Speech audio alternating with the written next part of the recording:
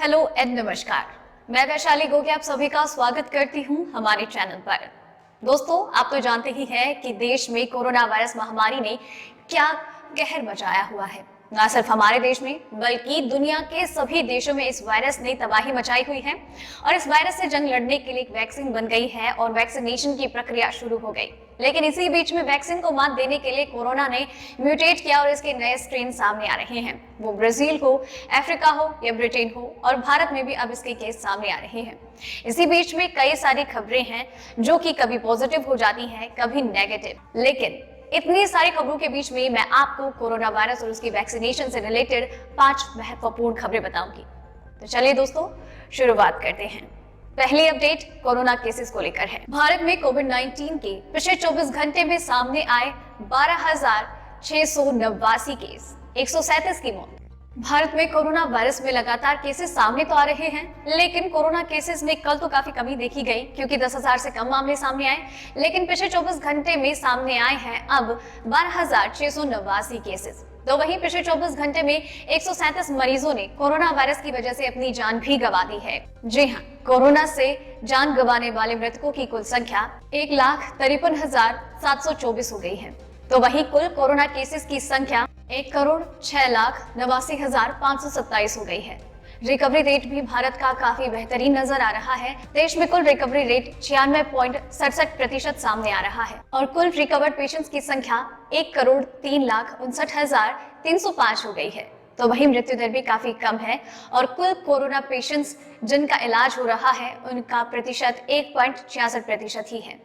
दूसरी update, Moderna का दावा कोरोना के नए स्ट्रेन पर भी होगी वैक्सीन कारगर।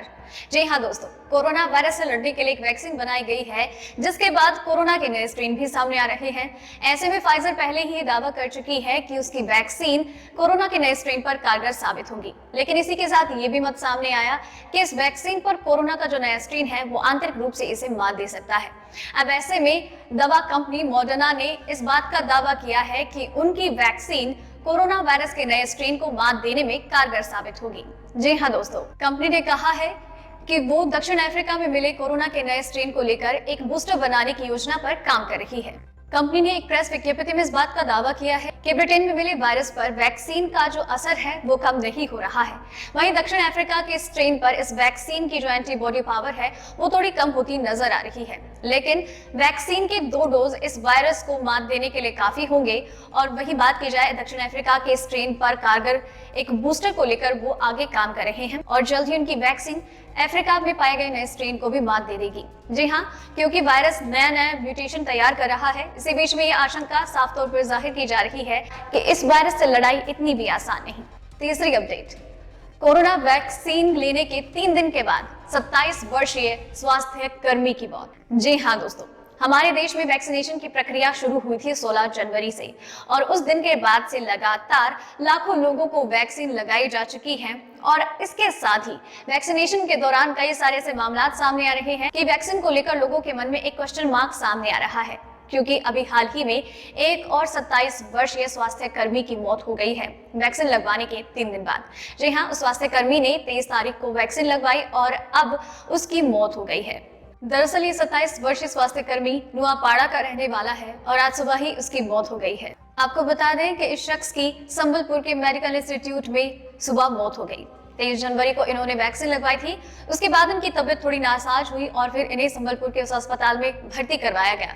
कुछ वक्त इलाज के बाद अब उनकी मौत हो चुकी है और डॉक्टर्स का कहना है कि शख्स की मृत्यु का कारण वैक्सीन नहीं है और अभी इसे लेकर जांच जारी है। चौथी अपडेट, कोरोना वैक्सीन की 5 लाख खुराक मिलने पर श्रीलंका ने कहा भारत को शुक्रिया। जी हाँ दोस्तों, दरअसल हाल ही के दिनों में भारत में वैक्सीनेशन शुरू हुआ और साथ ही में भारत अपना पड़ोसी धर्म भी निभाता हुआ नजर आ रहा है। अभी तक भारत की तरफ से अपने कई पड़ोसी देशों को वैक्सीन पहुंचाई जा चुकी है, जैसे कि नेपाल, बांग्लादेश, म्यांमार और भूटान जैसे देश।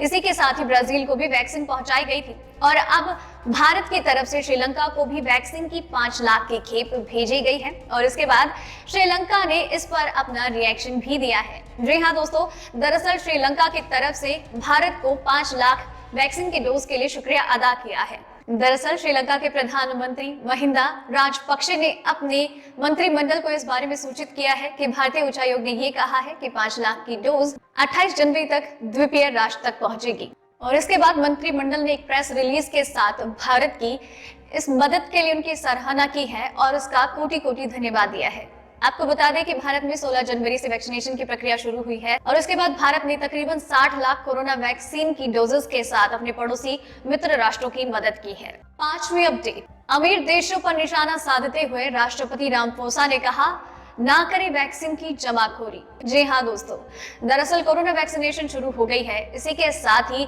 वैक्सीन की जमाखोरी की भी खबरें सामने आ रही है। तो वहीं कालाबाजारी को लेकर भी कई सारे मामला सामने आ रहे हैं और इसे लेकर दक्षिण अफ्रीका के राष्ट्रपति रामफोसा ने कहा है कि इतनी बुरी सिचुएशन में वैक्सीन की जमाखोरी ना करें। दरअसल उनका कहना है कि दुनिया के कई अमीर देशों ने पहले ही लाखों करोड़ों की संख्या में कोरोना वैक्सीन की पहले ही खुराकें ऑर्डर कर ली है और वो भी 4 गुना संख्या में, जिसकी वजह से कई ऐसे देश हैं हमारी दुनिया में जिनको वैक्सीन की जो सप्लाई है उसमें कमी आने की उम्मीद है। और एक तरीके से उन्होंने कहा है कि पहले ही इतनी मात्रा में वैक्सीन को ऑर्डर करके पहले ही वैक्सीन की खेप लेकर के ये देश वैक्सीन की जमाखोरी कर रहे हैं और वक्त आने पर जिन देशों को वैक्सीन की जरूरत पड़ेगी उनसे भारी मात्रा में पैसे वसूल कर वो इसकी जमाखोरी कर रहे हैं ताकि भविष्य में उन्हें इसका फायदा पहुंचे। और दक्षिण अफ्रीका के राष्ट्रपति ने इसी को लेकर निशाना साधते हुए कहा है कि अमीर देश ऐसी सिचुएशन में भी कोरोना वैक्सीन की जमाखोरी ना करे, क्योंकि ये भविष्य के लिए और ना ही हमारे वर्तमान के लिए उचित है।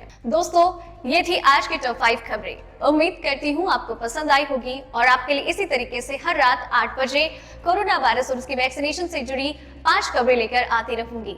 आप बस चैनल के साथ बने रहिए, चैनल को सब्सक्राइब कर लीजिए। धन्यवाद।